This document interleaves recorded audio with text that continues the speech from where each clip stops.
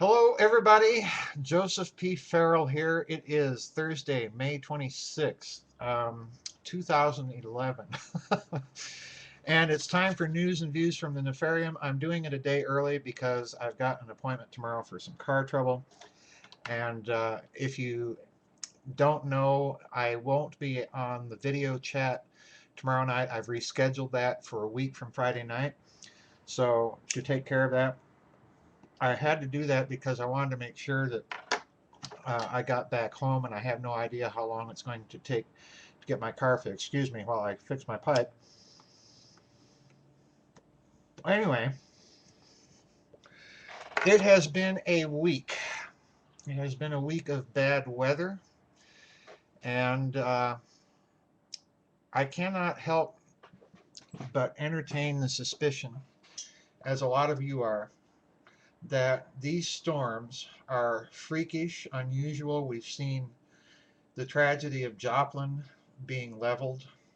We've had a year almost now. If you look back for a full year from today, the BP oil spill was going on last year. We have the disaster in Japan, which the news media seems simply to have forgotten, but people there are still suffering.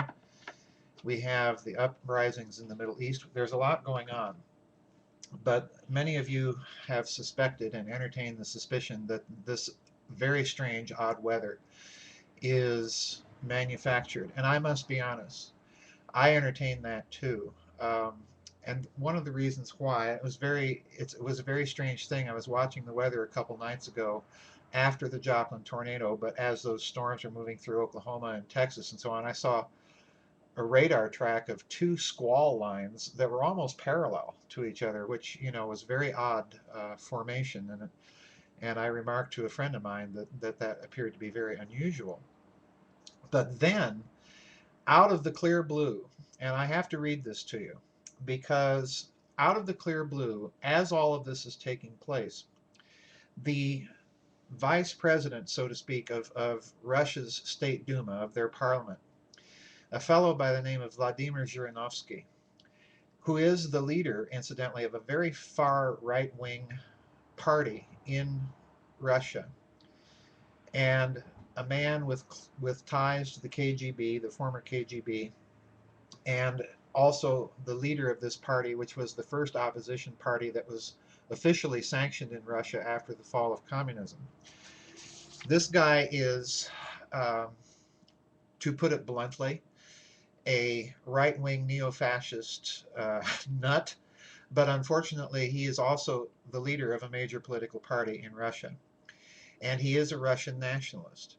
So as all this weather is taking place and we're seeing the destruction that goes with it, Zhirinovsky, for some reason, comes out during this time frame and makes an interesting statement. And this ran on Russian TV, and I'll get back to that point in a moment because I think it's significant. But anyway, I found an article online. There's been lots of them, but the one version I'm using is from valorfreedom.wordpress.com /2005/05/20 secret weather weapons. But you can Google Vladimir Zhirinovsky in quotation marks and then put weather, and that should pick up the various links for you so that you can actually access the text of this. It says, saying that the American government in Washington, D.C. had, quote, no future, unquote, and would, quote, collapse, unquote, Zhirinovsky cited Russia's supremacy in space and stated that the country had, quote, lots of money, resources, and new weapons no one knows about, unquote. Quote, with them, we will destroy any part of the planet within 15 minutes, unquote, he sensationally warned. Remember, this is on Russian television. Quote, not an explosion, not a ray burst, not some kind of laser, not lightning, but a quiet and peaceful weapon, unquote, added Zhirinovsky, warning that, quote, whole continents will be put to sleep forever, unquote, and that 120 million will die if anyone interfered on Russia's claims on the Kuril Islands, which are the subject of a territorial dispute with Japan. The female presenter of the news program smirked as he made the comments, but Janowski's manner was far from jovial. Janowski made reference to the recent tsunami in Japan, suggesting that the new weapons to which he refers are related to weather control technology, which has been intensely studied both by the US and Russia since the 1950s and is commonly used today. And that's all I want to read from that. Now, what's interesting to me is that the weaponry I think he's referring to are HARP-like weapons. Russia certainly has a HARP-like technology. They've deployed a similar phased array antenna array in Russia, and it's a very large one, very similar to HARP, as has Europe, as has Japan, incidentally.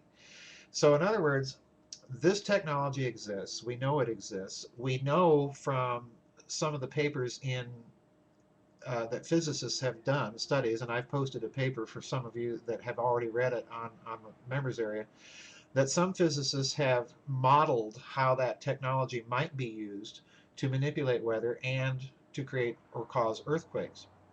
Now, what's very interesting to me is, if you all remember, we had that mysterious case of birds dropping dead out of the sky in Arkansas, that not too long ago, as a matter of fact. And there were some that conjectured that this was a signature of an electromagnetic weapon. The problem with that, of course, were there were other animal deaths that occurred almost at the same time that couldn't be explained that way. But I'm one of those that thinks that, at least in the case of the birds, that this was probably some test, very minor test of that type of weapon. There was a similar incident back in Tennessee a couple of years ago, I think. But my point is, here we have a senior Russian politician. He has connections to the KGB.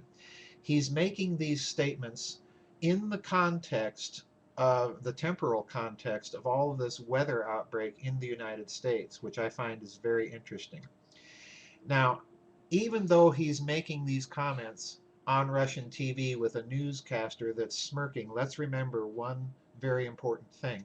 Nothing gets on Russian television without the tacit approval of the Russian government. So if they want to send messages to somebody and do it kind of unofficially, they'll pick somebody like Janowski to do their talking for him, or pardon me, to do their talking for them, so that they can send a message. To me, that kind of ratchets up just a teeny bit the idea that perhaps we're looking, with the strange weather in this country, we are looking at manipulated weather. I have some blogs coming up on this in a couple of days. I have some papers I'm writing. Be patient with me, because I do need to research these things that I'll be posting in the members area.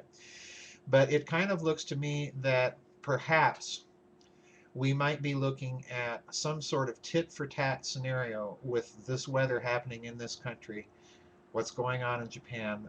I think that we're looking, in a certain sense, perhaps, at a covert war being fought with very sophisticated technology. Let's remember one thing about weather, and my late friend Jerry Smith said this very well. He said, if you have weather weapons, then Mother Nature provides the perfect plausible deniability.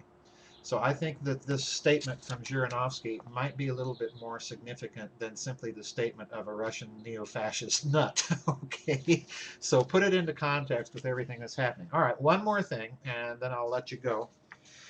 The other thing is, I just heard from Adventures Unlimited. They are supposed to be getting Grid of the Gods from the printer either today or tomorrow.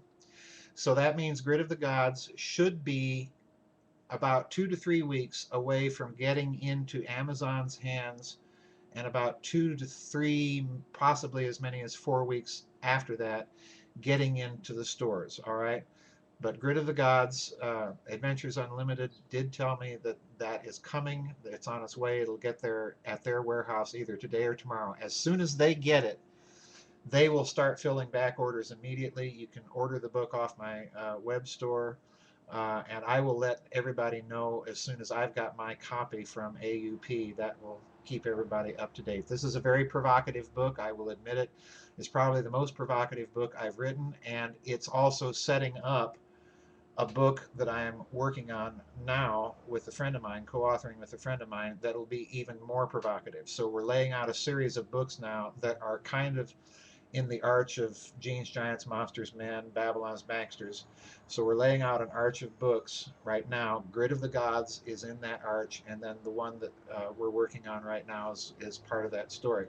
Anyway, I got to go. I'm out of time. So we'll see you on the flip side, everybody. God bless.